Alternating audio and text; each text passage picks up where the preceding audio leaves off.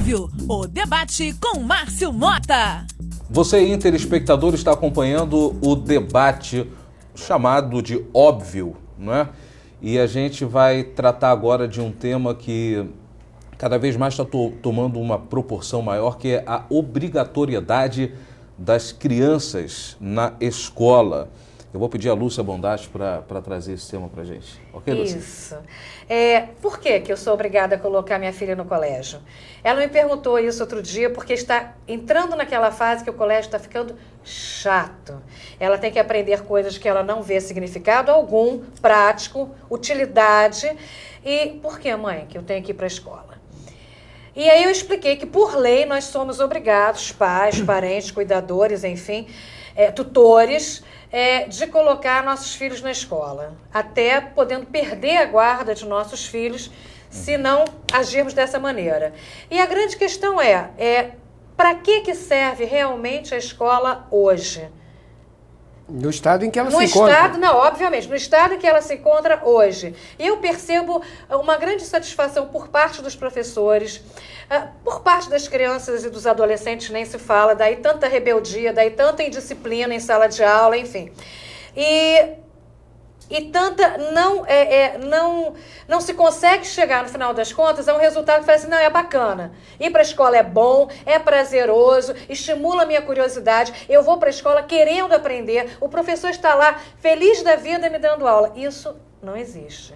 Então, se é para socializar, eu posso pegar e colocar minha criança num clube. Estou socializando, ela vai ter outras crianças para conversar, para trocar ideias, sem o menor problema. Eu vejo a escola assim, é um depósito de crianças e adolescentes porque os pais têm que trabalhar. Então, para que os pais possam trabalhar, as crianças e os adolescentes têm que estar confinados em algum lugar. E a escola cumpre esse papel hoje, o que é terrivelmente lamentável, que se perde uma oportunidade enorme de aumentar a curiosidade, de fazer as crianças realmente quererem aprender sobre a vida, encontrar um significado no que elas estão fazendo. O professor Cavalito estava comentando aqui. Que tempo é esse perdido? Em off, que nos Estados Unidos está... Aliás, no próprio Brasil... No Brasil, grupos, né? Há um debate muito forte sobre essa questão da obrigatoriedade. Nos Estados Unidos, como no Brasil, por lei, os pais são obrigados a matricular essa criança numa escola. A diferença é que lá a E alguns fiscalização pais, é muito exatamente mais forte, né? como Lúcia falou, em relação ao desejo de considerar a escola inapta para a educação, Exatamente. lutam, inclusive, judicialmente por eles autoeducarem os seus filhos. Então, homeschooling. Exatamente, que é a autoeducação, ou seja, eles aprendem em casa. Isso é um direito, em parte, da pessoa. E é exatamente essa discussão que a gente tem que fazer. Agora, até que ponto as pessoas chegam a essa conclusão? Entendeu? Por que elas chegam a Primeiro, essa conclusão? porque provavelmente a escola não atende, é verdade. E acho que no Brasil isso está muito claro, principalmente para determinadas pessoas que têm consciência desse processo. Pois é. Entendeu? Mas ao invés de a gente discutir a não possibilidade de colocar, que eu acho que é uma possibilidade de se discutir, aí é uma questão de liberalismo estatal, discutirmos os modelos educacionais que estão sendo apresentados. Eu acrescento a esse debate a discussão do ensino da arte. Recentemente vi uma reportagem sobre escolas brasileiras, ou de grupos que estudam a educação brasileira, verificando que a educação de artes é mínima no Brasil. Sim. E a gente sabe que a educação de artes estimula a criatividade e, ao mesmo tempo, estimula os raciocínios lógicos. Sim, o processo criativo, Exatamente, o processo criativo, o foco, a atenção. Será que não seria um ponto a ser colocado no modelo brasileiro? Ou seria caro? Mas isso é a primeira coisa que é tirada. Entendeu? Mas a visão aqui carece Arte, de informação. música. O cérebro humano foi trabalhado de uma forma completamente equivocada em termos educacionais. Nós temos dois hemisférios, o hemisfério que gera possibilidades e soluções, que é o hemisfério direito, e ele deveria receber todas as impressões sensoriais. Quem lê alguma coisa, vê, escuta, sente. Toda essa informação entra pelo lado direito e deveria gerar e formular hipóteses, proposições, situações e encontrar possibilidades para situações que a pessoa vai lidar no dia a dia. E aí, uma vez que ele escolhesse aquela opção que quer, ele jogaria para o lado esquerdo executa. O lado esquerdo é um pau mandado. Ele faz aquilo que o direito tenha definido. A escola privilegia apenas o esquerdo.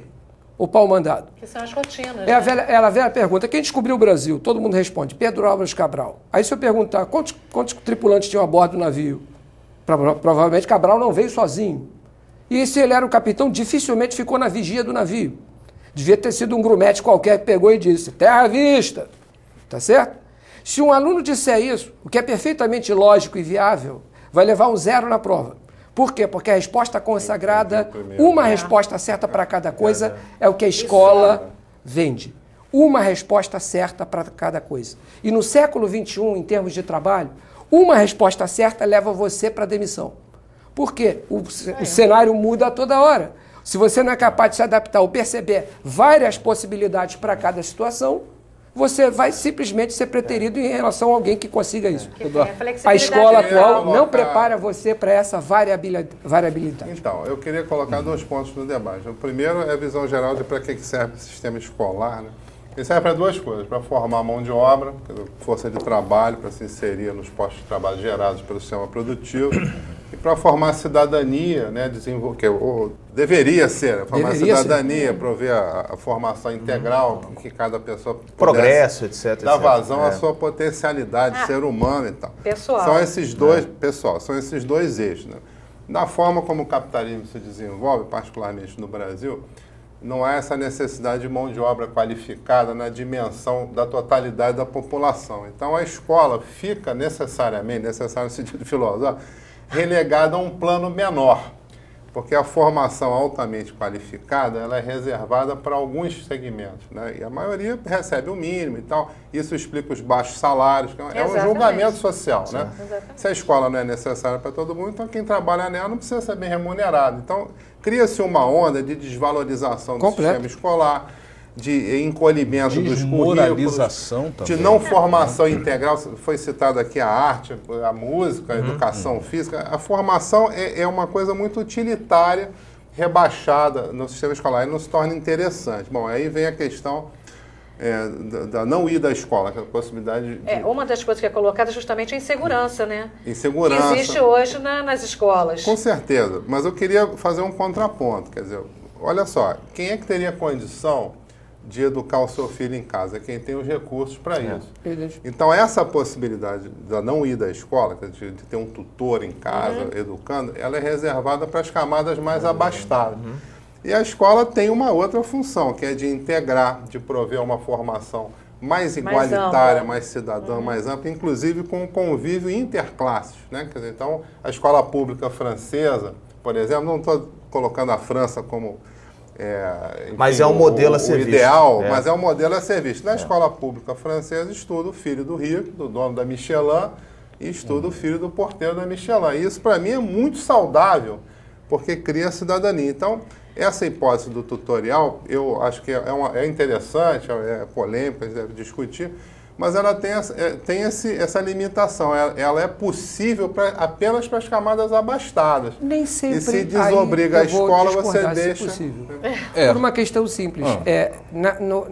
Na questão de você colocar apenas a classe abastada, existe aquele professor, aquele indivíduo que tem cultura pessoal, que nem sempre tem dinheiro, é uma classe média simples. O professor não é abastado. Não, exatamente. Pois é. Realmente mas ele tem, por exemplo, uma cultura e ele valoriza a educação, valoriza a arte, valoriza o aprendizado geral, não apenas compartimentalizado dentro de um programa, que ele não tem direito de poder pegar e dar esse instrumento ao filho. A questão não é se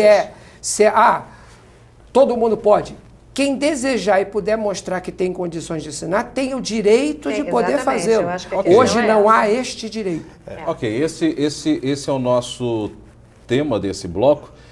E você continua com a gente aqui na internet, aqui no YouTube. Deixa a sua opinião, deixa o seu comentário. Se for necessário, a gente volta até a abordar novamente esse tema num outro momento, para que a gente possa estar esclarecendo e atendendo melhor de acordo com os comentários que vão surgir. Obrigado e continue com a gente.